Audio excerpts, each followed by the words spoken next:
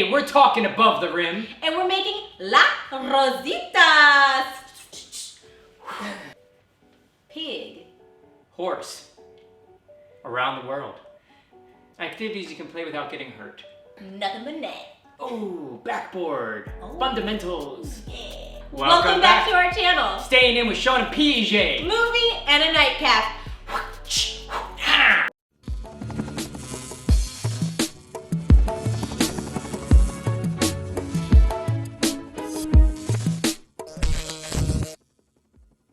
Today is Sean's page. So Sean, nostalgia. Yes. Basketball. Yes. What did you pick? Those are clues. These are clues. I chose the movie Above the Rim in honor of finishing the 10-part series documentary, The Last Dance, on ESPN. It was so good. It's great. It's just diving into the 90s Bulls, a lot of Jordan backstory, Rodman, Pippen, Steve Kerr, the whole family of the 96 Bulls, or the 90s Bulls. Jordan is, changed the game, so in honor of Jordan, we were gonna go with the Netflix movie, Above the Rim.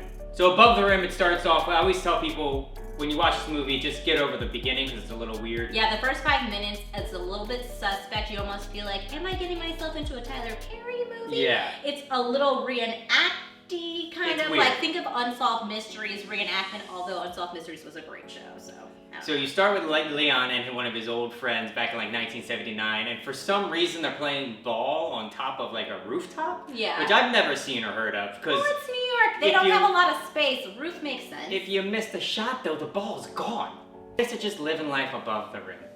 So and then they turn into a game of hitting the backboard to see who can jump higher. There's some broing going on here. He pushes his friend to try harder, and he goes and hits the backboard, and he flies off the roof. Yeah, like it's very melodramatic. So once you get past that, it does set up Leon's backstory. So Leon's kind of this old savior of the neighborhood, all-American all-star. Should have been great. Should have been great. His friend dies when he falls off the roof, and he moves away and he kind of gives up on his dreams. Yeah, because there's a lot of self-blame happening there. Cut to Dwayne Martin, who is a high school phenom, and he's on the brink of getting recruited from colleges and going to the NBA. One of the reasons I love this movie as a basketball movie is that Dwayne Martin can ball. Yeah. Like, I think he even tried out for the NBA at some point. It's very evident. Yeah. Also, fun fact. Fun fact. So Dwayne Martin's balling, you can tell that he can ball. It adds to the whole environment of the film. Tupac shows up. Reference. And he kind of faces the two sides of this guy's neighborhood, where you have Tupac, who plays a guy named Birdie, who is a gang member, he sells drugs, and he takes on Dwayne, and he's like, play in my summer league, and I can get you money, drugs, women, and I can even help get you recruited, because I can pull some strings. And bingo, that's what he hears, because Dwayne Martin's Achilles heel is that he has kind of a chip on his shoulder. And he's influenced by his longtime childhood friend, Marlon Wayans, who plays Boogaloo. He's kind of the comedic relief, and he's the one that introduces him to this other like gang life, if you will. Like, you're a baller, but these guys can help you get ahead as well. His other choice is to listen to his head coach, who invites Leon back, and he kind of gets him a security job because he knows he's kind of went off and he's been jaded, and he comes back to the neighborhood to bury his mom. Head coach takes him back, and he's like, listen, can you talk to this kid, Dwayne Martin? He's a lot like you. He's got potential, but I can see him going down a dangerous road. Also, we find out that Tupac and Leon are brothers. Plot thickens here. Who's he gonna choose? What's going on? Can we just live life above the rim, everyone? Don't live there. Or maybe live there. I don't know. So in honor of The Last Dance of Michael Jordan, if you watch the program, he's sipping on a little something. I thought it was whiskey, but it turns out it's his own tequila brand. That's so Jordan of him. Classic Jordan. He can never have anything that doesn't have his damn name on it. He even got some Air Jordan in the glass. So we are going to put a spin on a classic cocktail, the Negroni, and make a tequila Negroni, and that is called a La Rosita. Yay! Are you ready for some La Rosita? I'm ready for some La Rosita. Ball up! Hey, Sean! Fast break! Catch! Okay, outlet! We're making La Rosita! La Rosita is a tequila Negroni. Round the world. La Rosita! Start with the rocks glass. I put a little ice cube in there just so I'm able to stir it. We have a smaller rocks glass. Ingredients are going to be, and of course the bitters, a dry vermouth, a sweet vermouth, a tequila, and a Campari. So, half ounce, Sweet Vermouth. 1, 2, half ounce, Dry Vermouth. 1, 2. There we go. Campari, also half ounce. 1, 2. And then we got your tequila, your main liquor, into 1.5 ounces. 1, 2, 3, 4. 1, 2. Boom, 1.5 ounces. Got your bitters here. Give it 2 dashes. Ugh, bitters. 1, 2. Now we begin the stirring. Fun fact for bartending, if you have juices, you can make it in a tin, but usually if you're operating with all liquors, you just stir it in the glass. Clean spoon. Stir. I'm a bartender. Yes, I am, because I got this spoon. Sing when you stir a drink. It is stir, and what we're going to do is take this little ice cube out, we're going to toss it into the sink. And it's gone. Boom! Now we add the big ice cube for drinking. Ooh, Skadoosh. sexy. That's sexy. We're gonna do a lemon twist. Again, you just cut the lemon in half and you rip out, what is it called? The meat. Rip out the meat. Give it a swirl here. Give it a little spritz, a little lemon spritz. Dunk it in, and that is a La Rosita. Again, it's basically a tequila Negroni. Give her a taste. Okay, I shall. By the way, take a second, sniff it, because the zest from the lemon is just so delightful on the nose. I don't really like, hold on. I don't really like Negronis because of the bitter and all that stuff, bitters, but this was really good. I urge you, take a second, let the zest hit you on the nose because it actually opens up your palate and you can get more flavor. And then I suggest drink it. I'm a snob. We're gonna take our La Rositas and talk about some above the rim. Oh, this is me shooting the basket. La Rosita to you. And oh, Above the Rim. yes. First time viewing for you. Yes, it is. My childhood film. Yes, it was. What was your favorite scene? So my favorite scene is when Dwayne's character, Kyle, I believe. Kyle Watson. Kyle Watson. He has already met the security guard, which is played by Leon.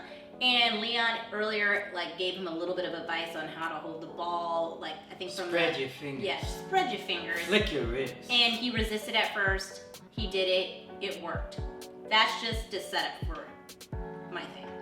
So then Dwayne's character, Marlon. Kyle Watson. And I don't know the actor or the character name. The dude from The Wire. It's the guy. I'll put a picture here of him. So they're driving around at nighttime and they pass by the basketball court that they usually go to ball when they're not in the gym, at the school gym. And they see Leon's character playing basketball, but he's not playing with a basketball and he's not playing with a person, but he looks like he's playing with both. So he's like, and this is common, we see this reoccurring with Leon's character. And Come on, Nutso! Come on, Nutso! So we see him playing basketball by himself with no ball. And all three of the characters are laughing at him because he looks crazy. He suffered a trauma. He did, but they don't know that. He's got PTSD. So they're laughing at him, thinking that he's nuts. You have this split moment where Dwayne is laughing along with everyone, and then he sees his form, sees his technique, because he also is a very skilled basketball player, and he's realizing this man has some game. He actually is really good. And he got game. Yeah, he got game, but that's not the right movie. No. Because we're above the rim. And yeah. White men can jump. Some. Blue chips. Maybe. Anyway. Hoosiers. Who's your daddy?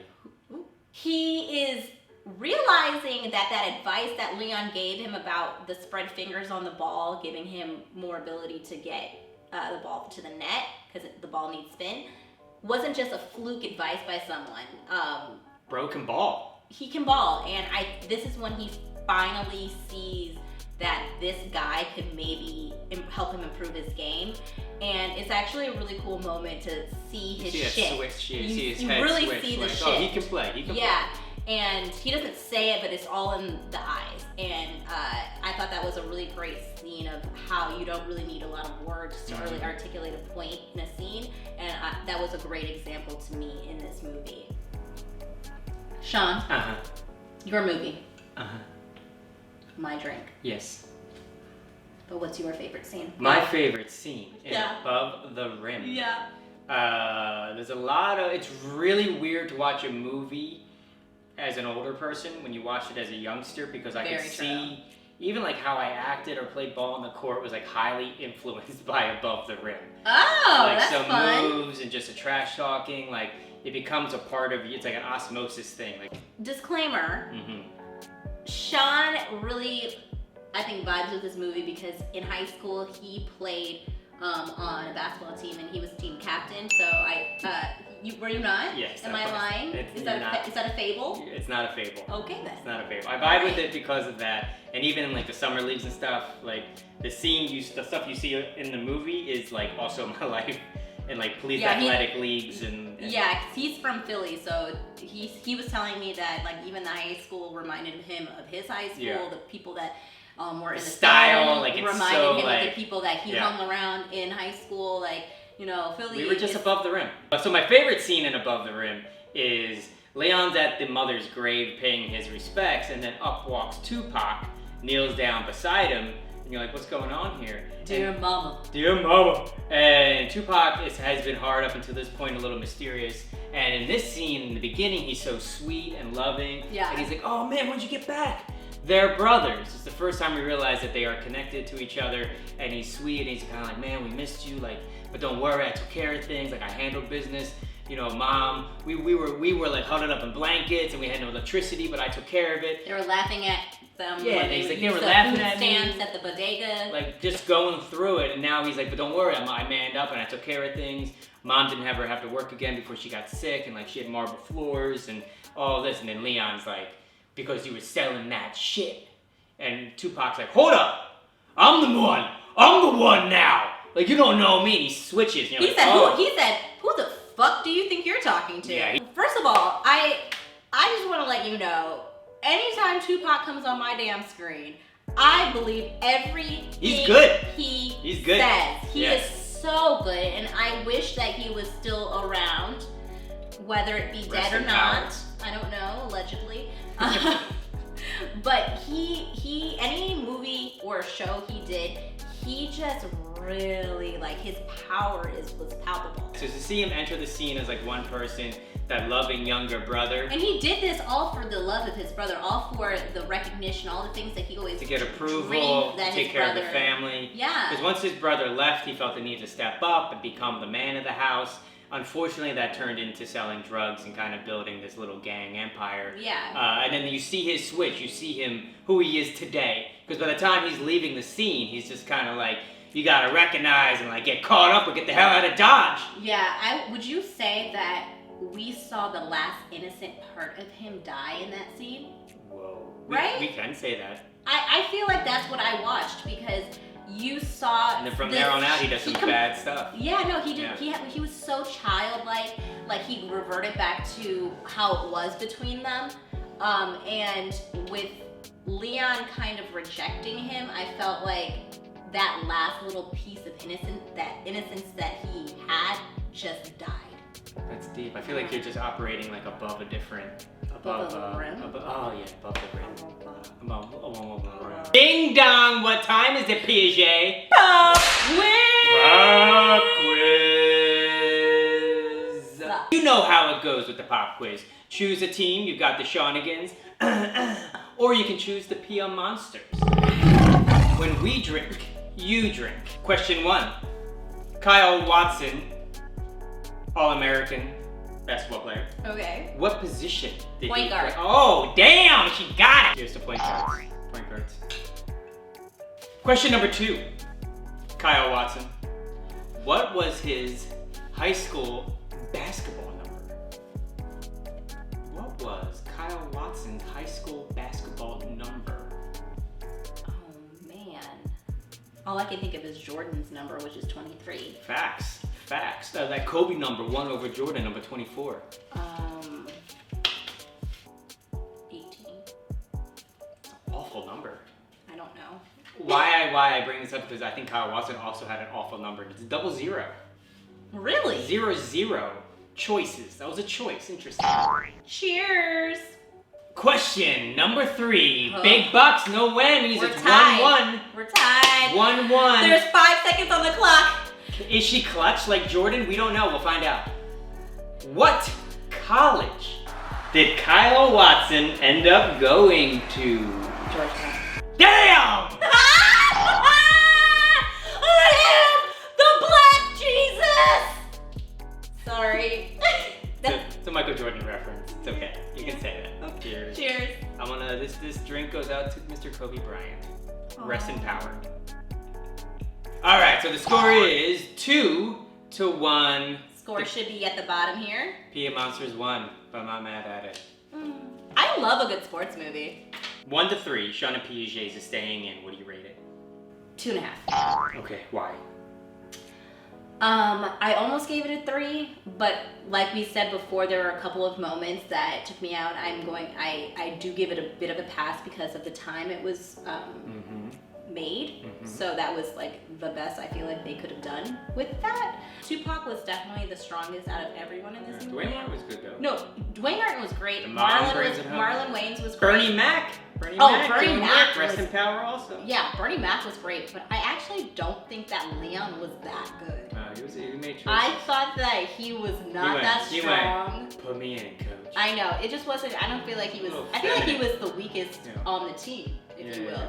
So that's why he actually got the movie a half star taken, or a half Piaget, and Sean and Piaget's is staying in. That's where my Classic Leon. Yeah, I know that might be an unpopular opinion, but I'm gonna keep it real, and he's not that good. Sean. Oh yeah? What do you rate this? Your pick. My pick. That you made us watch. Above the Rim. We're interested. It's a 3 for me. Oh! But that's mainly nostalgia. So and that half childhood. point that I took away got. Yeah, so let's say it was a 2, if it was a 2.5 in mine, I'll take your half and put it into my score and just make it a whole 3. Yeah.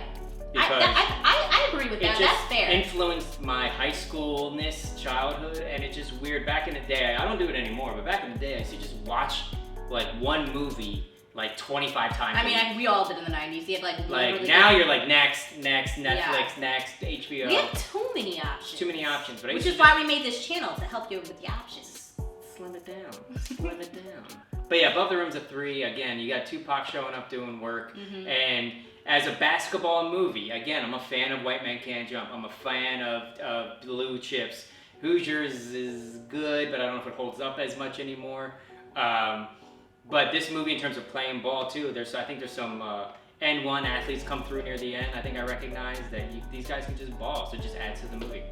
Thanks for watching. Don't forget to give this video a big thumbs up, hit that subscribe button and that notification bell located somewhere around here. And share with anyone you know, please. Because, Pass. You know, we make videos for you to like, so share it. Any questions or comments, concerns, please hit us up in the chat room. And Chat room? What is this, 2002? AOL.com called. Dial up. So put your comments in the comment section on YouTube. Yeah, put your comments in the comments section. And we will Self-explanatory. We will talk to you too. If you talk to us, we'll talk to you. We'll talk to you. We want friends. We don't have any friends. On how to make the drink and all the ingredients will also be listed in the description box below. Piaget, what's your next choice? Oh, my next choice? Yeah. Okay, I'm trying to bring a little laughter in these dark times, so I chose the Netflix original movie starring David Spade and an actress that we'll get into about later because I don't remember her name. It's called The Wrong Missy. The Wrong Missy. Yeah. All right, Adam Sandler production team, I feel. And I love a good Adam Sandler pick, so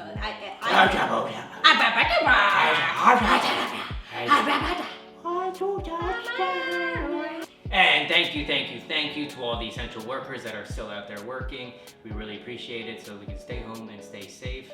So from us to you, thank you. Cheers. Bye-bye.